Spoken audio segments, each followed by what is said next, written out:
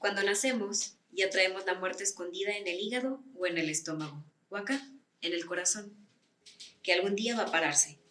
También puede estar fuera, sentada en algún árbol que todavía no crece, pero que te va a caer encima cuando seas viejo. Esta frase es de Roberto Gabaldón, de Macario, 1960. Hola, yo soy Ana Valeria y me encantan las historias de terror.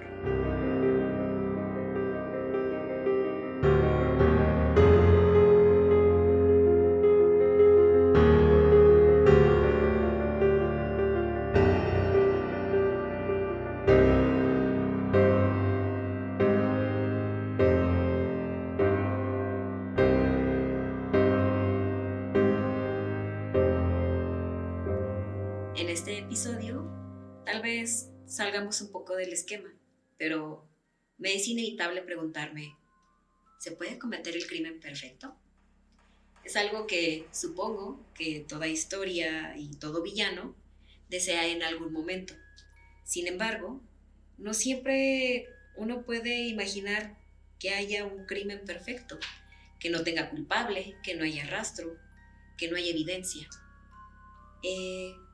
El señor Morales, un taxidermista, se pregunta varias veces esto, ya que está harto de su mujer y cavila varias veces en volverla un muestrario en su, ah, en su tienda de esqueletos. Esto más que un cuento, es una película del cine de oro mexicano, el cual es un tema muy relevante para estos días y que más allá de todas las películas actuales que nos muestran eh, efectos especiales avanzados, créanme que el cine de terror mexicano, un poco atrás, volviendo a los 50, 60, 70, 80 incluso, nos puede dar increíbles sorpresas. El esqueleto de la señora Morales es una película que nos relata la historia de un taxidermista, el cual se siente demasiado agobiado por una mujer extremadamente católica, eh, bastante terca y que se dedica prácticamente a hacerle la vida imposible. Esta mujer es su esposa, por lo cual resulta difícil que en mediados de siglo alguien viera de manera aceptable un divorcio. Tal vez hubiera sido una solución más razonable. Sin embargo, el doctor Morales decidió tomar una rienda, un camino más bien un poco menos tradicional. Al parecer, mata, desolla y vuelve parte de su arsenal de huesos a su esposa, quien aparte tiene un defecto en su pierna que la hace cojear y la volvió bastante insegura por toda su vida, su corta vida de hecho. Al señor Morales se le acusa de haberla asesinado y se buscan las pruebas y lamentablemente y afortunadamente para la obra, el señor Morales es encontrado inocente ya que no hay ninguna prueba que lo pueda ver como el asesino. Sale libre y vuelve a ser un taxidermista feliz y esta vez viudo. Esto puede parecer algo bastante actual a lo que estamos viviendo hoy en día. Sin embargo, rodeado de humor negro, de sarcasmo, podemos ver que esta obra, a blanco y negro, nos muestra demasiados matices sobre la sociedad mexicana.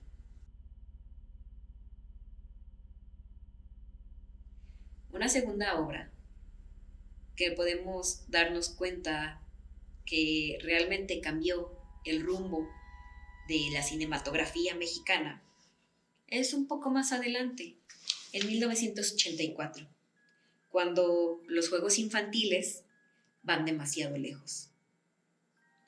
Estos juegos infantiles llamado Veneno para las Hadas, que tal vez sea bastante popular entre el público mexicano, la dirige Carlos Enrique Taboada, el gran cineasta mexicano que se dedicó a hacer películas de terror. Tal vez nuestro referente actual sea Guillermo del Toro, pero entre los 70s y 80s, Taboada realmente nos mostró un miedo a historias tan simples que hoy en día no podemos dejar de pensar en veneno para las hadas y dos niñas que juegan a ser brujas. Pero esta brujería suele ir más allá de un simple juego. Se vuelve una verdad, se vuelve un tormento. Y estas niñas pudieron haber sido excelentes amigas. Sin embargo, la envidia de Verónica y el miedo de Flavia hacen que esta historia torne un matiz muchísimo más macabro. Una niña llamada Flavia acaba de llegar a una escuela, es nueva, y su nueva amiga Verónica dice que es bruja. Ella le cree, ya que hay varias coincidencias que hacen que esta idea se reafirme. Flavia decide invitar entonces a una casa de campo que ella tiene junto con su familia a Verónica. Verónica es consumida por la envidia, por lo que le muestra que van a ser un veneno para las hadas. Se dedican día y noche a recolectar los elementos e ingredientes para este veneno y al último, cuando tienen todo escondido en un granero, Flavia se da cuenta que no puede contra el poder de esta niña bruja. Decide encerrarla en el granero donde tiene los ingredientes del veneno y decide prenderle fuego. La historia termina así. A veces los juegos infantiles van demasiado lejos. Y entre juegos infantiles e imaginación, uno piensa que las estatuas pueden ser bastante inocentes. Sin embargo, hay que tener cuidado, pues no sabemos que tengan estas estatuas detrás. No sabemos su historia, de dónde vienen o qué maldición puedan tener. Respecto a esta otra película llamada El libro de piedra, nos relata cómo una niña encuentra pues un amigo imaginario. Esto parece bastante común. No sería ni la primera ni la última que tuviera un amigo imaginario. Sin embargo, este amigo, por así llamarlo, se está volviendo bastante diabólico, ya que a partir de que existe o se conoce, empiezan a suceder cosas malas en aquella casa. Esta casa tiene algo en particular. En el jardín tiene una estatua de piedra de un niño que sostiene un libro. Podemos darnos cuenta que conforme avanza la película, poco a poco va tomando todo sentido y resulta que este niño, aquel amigo imaginario, es el niño que se encuentra en esa estatua y que fue maldecido y que ahora busca cierta venganza para que alguien pueda tomar su lugar. Los padres de la niña hacen lo imposible para que ella deje esta diabólica amistad. Sin embargo, ella se rehúsa. Los padres terminan muriendo, la madre en específico, y ella termina volviéndose aquel niño de piedra, aquella estatua, y toma el lugar de aquel diabólico espíritu. Por último, y no menos importante, no podemos mencionar cine de terror mexicano sin hablar de Macario. Esta película marcó un antes y un después del imaginario que México tiene ahora respecto a las historias de terror en el cine. Esta película de 1960 nos muestra la historia de un indio que, asediado por el hambre y la desesperación de no poder obtener bocado alguno sin tener que compartirlo con su esposa y con sus hijos, decide llevarse este guajolote y a escondidas comerlo sin que esté su familia alrededor. Sin embargo, durante esta comida tan particular, se le aparece primero un hombre que, disfrazado de hacendado, le promete riquezas y bienes como unas botas con espuelas de plata. Sin embargo, Macario le dice que no le sirve ya que no tiene caballo. Le ofrece todos los árboles del mundo, sin embargo, Macario le dice que no le sirve ya que él tendría que seguir trabajando para obtener esa riqueza. Por lo que al parecer este hombre, el diablo, es rechazadas todas sus ofertas. Macario sigue en su camino para poder degustar de su guajolote.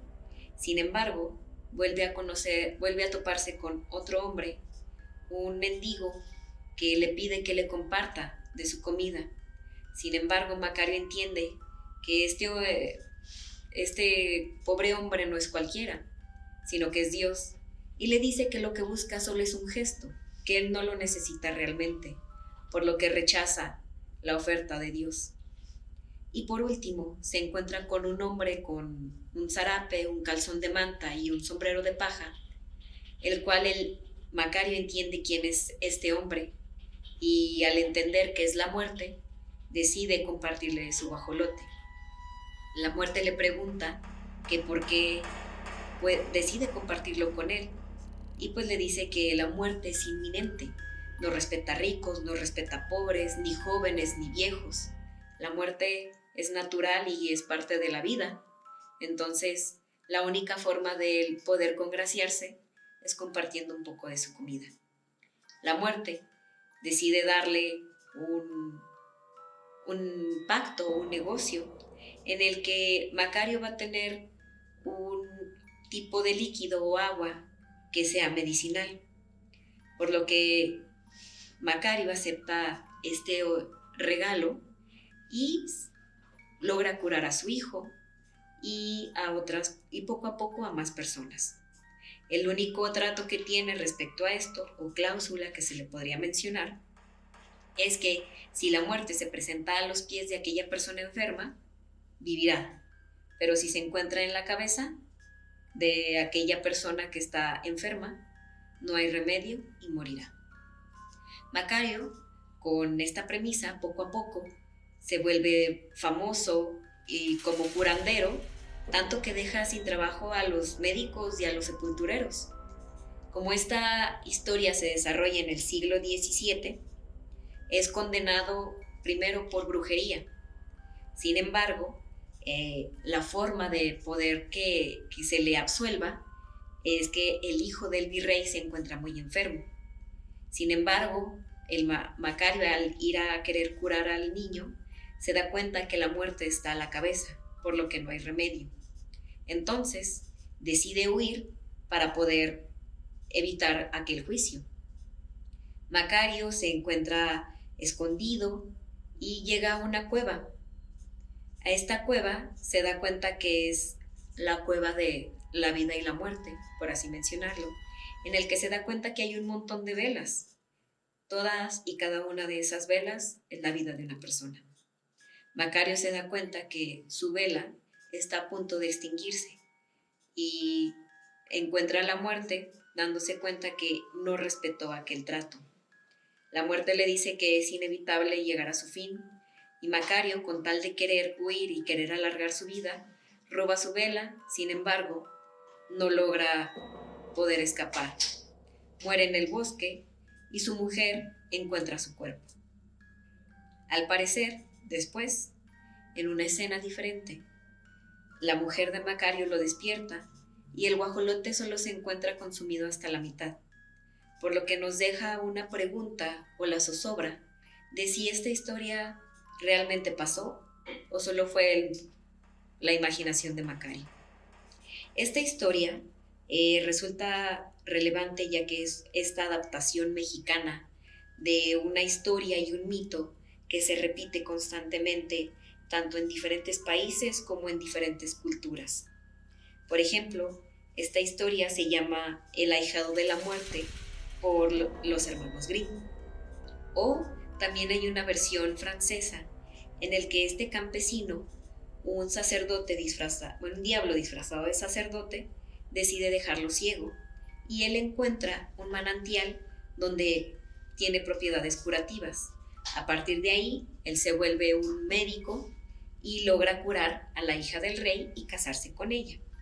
Esta es una versión más amable, pero el hecho de que haya distintas versiones, el que haya distintas opciones de final para esta historia, nos muestra que tal vez a más de uno le ha pasado aquella experiencia y que, gracias al cine, podemos verlo representado en carne y hueso.